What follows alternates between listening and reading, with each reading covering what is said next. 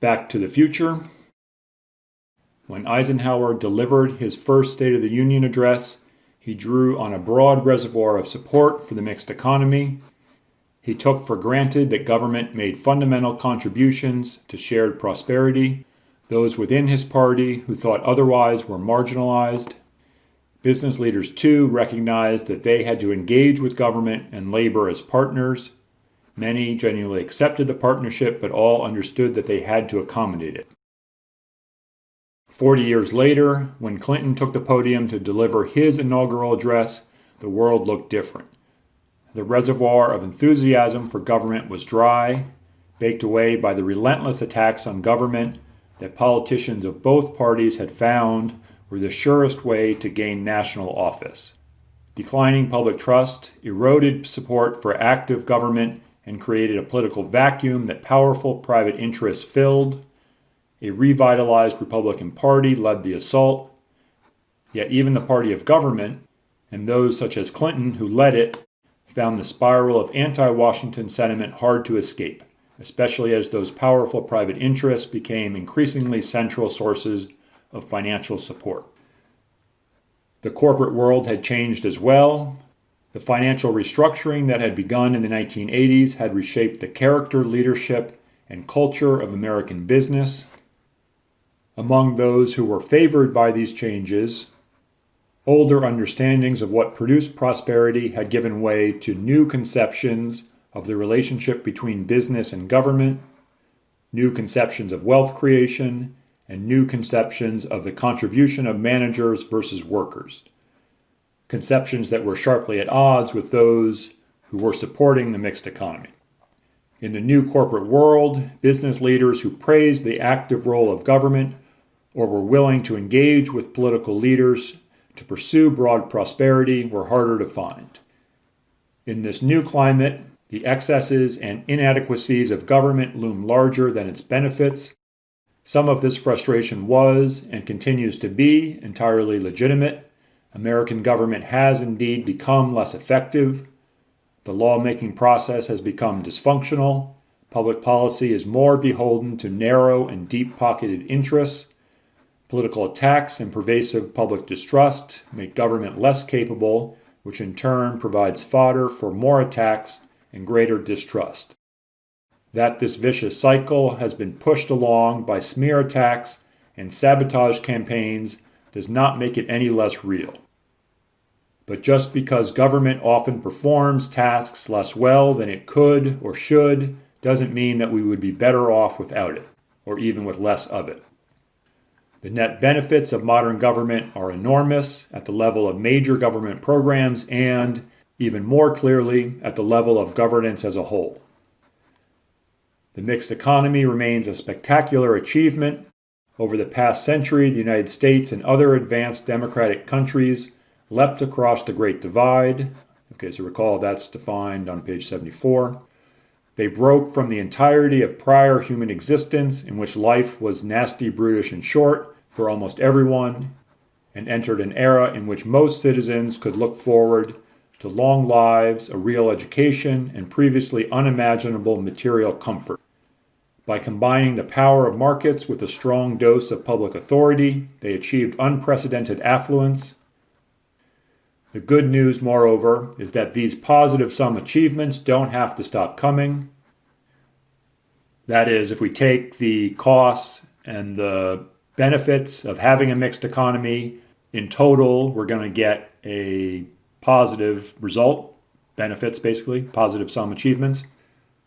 Despite today's pessimism, many opportunities to make society better off still beckon, in part because for decades, Washington has not been using government to best effect.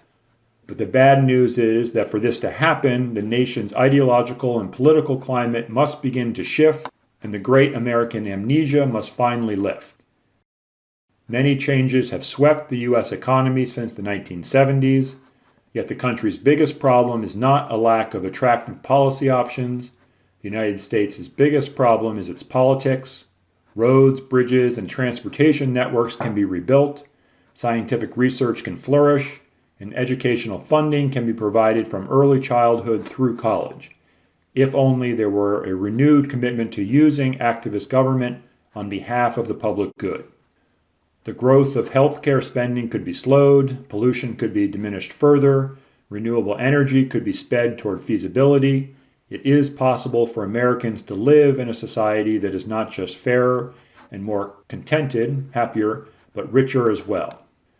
There may not be a free lunch, but there are lots of cheap, delicious, and highly nutritional lunches just waiting to be eaten simply by returning to the mixed economy playbook of a couple of generations ago, with appropriate updating for what has been learned since then. In many specific areas, of course, Americans still believe that the public sector has a vital role. They support government regulation of the environment and government funding of education. They strongly endorse Social Security, Medicare, and most other social programs. They believe that political leaders have a responsibility to manage the economy. What has changed is that voters have become profoundly skeptical that government has the capacity or inclination to foster broad prosperity, especially when doing so requires it to take on new or newly intensified challenges or confront powerful entrenched interests. To build a mixed economy for the 21st century, a critical mass of citizens and their leaders has to believe once again that government can address their most pressing concerns. The framing of government versus the market has become so ubiquitous, so common in modern culture that most Americans now take it for granted. The hostility of the right is unceasing and mostly unanswered. Eloquent leaders often defend individual programs, but too rarely defend the vital need for effective governance. Politicians facing electoral pressures participate in a spiral of silence. Chastened by government's low standing, they reinforce rather than try to reverse it. Rhetoric is only one part of the problem. Cowed policymakers also design programs that send much the same message. The political scientist Susan Mettler has documented the increasing tendency to submerge policies so that the role of government is hidden from those who receive benefits. These subterranean policies include tax breaks for private savings for education and retirement, and a reliance on private companies and contractors, even when these proxies are less efficient than public provision.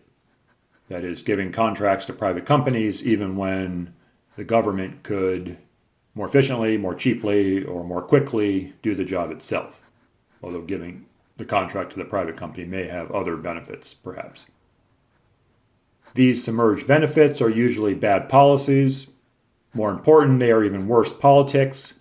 Voters who don't recognize government in action are not likely to appreciate what government does, nor are they likely to form an accurate picture of government's role, seeing only its visible redistribution and not the vast number of ways in which it enables prosperity. That would be, I think they mean, so you of course see taxation, but you don't necessarily see the vast number of ways in which it enables prosperity. To get to that more realistic starting point will require a serious and prolonged investment in ideas. The crisis of public authority is a consequence of orchestrated, persistent efforts to tear down government and a long spiral of silence in response. To shake free of the amnesia about the benefits of a mixed economy, that is the forgetfulness or the forgetting about the benefits of a mixed economy, and rebalance the national conversation will take many years of leadership and activism. The intellectual and organizational foundations of effective public authority will have to be rebuilt. Reform must be a multi-front, interdependent effort in which robust but realistic steps steadily build trust and momentum toward a revitalized mixed economy. The specific arrangements that enabled the U.S. economic model of the last century are dead and buried, but it is possible to build a new model for economic success on new political foundations, to deepen prosperity in the 21st century, and today's complex, interdependent knowledge economy offers tremendous opportunities for positive sum bargains that will strengthen both U.S. capitalism and the health of U.S. society. Grasping these opportunities, however, requires a mixed economy, the strong thumb of government, as well as the nimble fingers of the market. This is the truth that both history and economic theory confirm. The government that governs best needs to govern quite a bit.